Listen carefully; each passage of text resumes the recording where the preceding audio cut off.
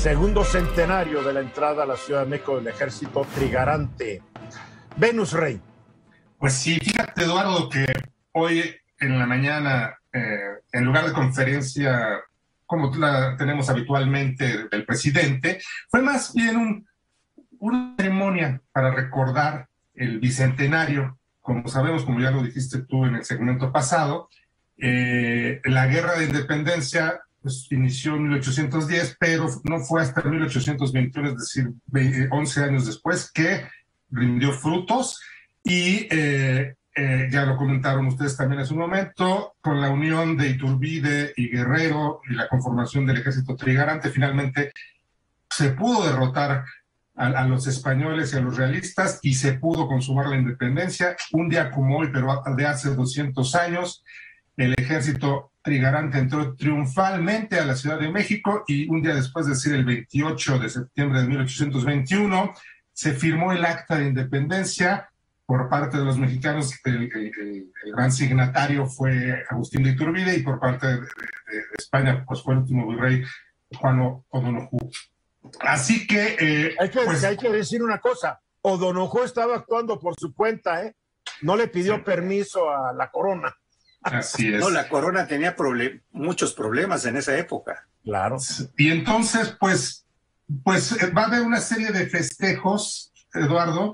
El presidente los anunció, va a haber algunas exposiciones. Hoy estuvo ahí la esposa del presidente, la señora Beatriz Gutiérrez Müller, estuvo la secretaria de Cultura, estuvo el general secretario de la Defensa, estuvo el canciller Marcelo Ebrard, etcétera. Fueron personajes importantes del gabinete y se anunció que esta tarde-noche iba a haber una representación, escenificación de la entrada triunfal del ejército trigarante. Vamos a ver porque ha estado lloviendo, no sé qué tal se ponga, pero sí, yo estoy totalmente de acuerdo. Se tiene una visión muy rosa, yo diría naif o ingenua de la historia y en realidad el siglo XIX, desde que se logró la independencia, fue sumamente accidentado para México.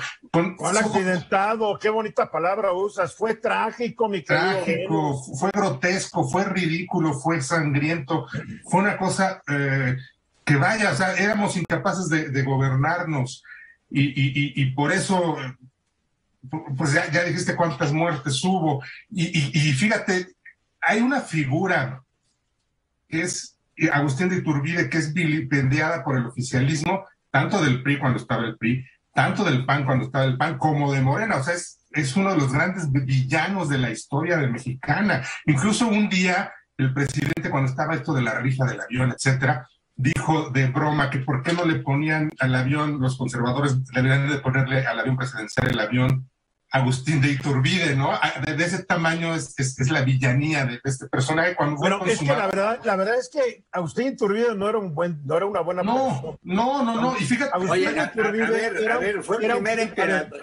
Agustín de Iturbide fue un criollo que militó en las fuerzas realistas hasta que se volteó principios de 1821 al ver que la causa española estaba perdida. Ya estaba perdida. ¿Sabes qué dijo?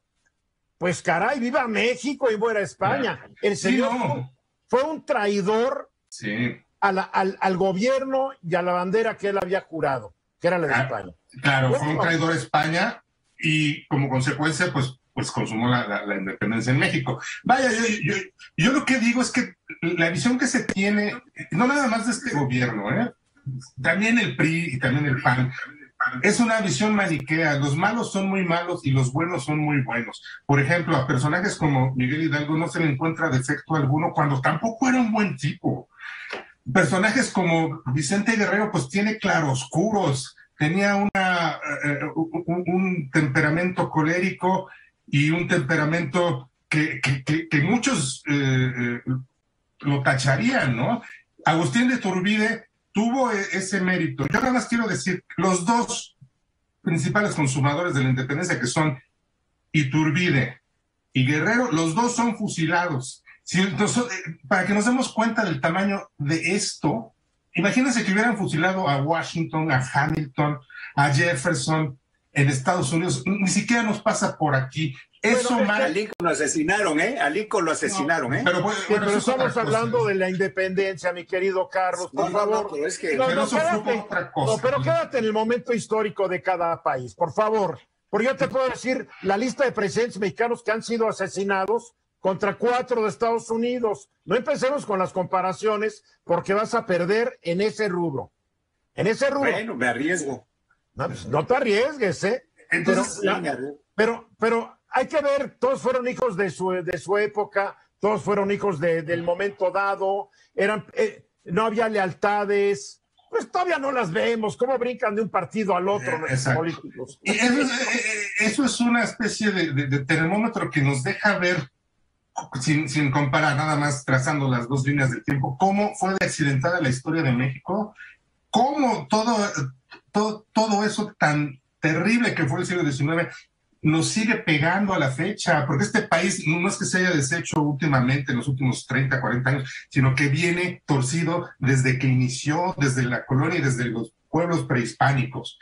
Entonces, el país empezó con problemitas, vamos a decirlo así. A mí me llama mucho la atención y para mí es un hecho muy significativo que los dos consumadores de la independencia, sean buenos o sean malos, acabaron fusilados y uno de ellos acabó siendo el villano favorito de la historia. Y no solamente eso, hay un famoso retrato, un dibujo que te muestra la entrada del Trigarante que mencionaba hace rato José Luis, y ves al Trigarante y ves un bolón de generales y coroneles. Vieras el número de fusilados, no habían pasado 10 años y ya se habían fusilado, fusilado los unos a los otros. Por eso digo que...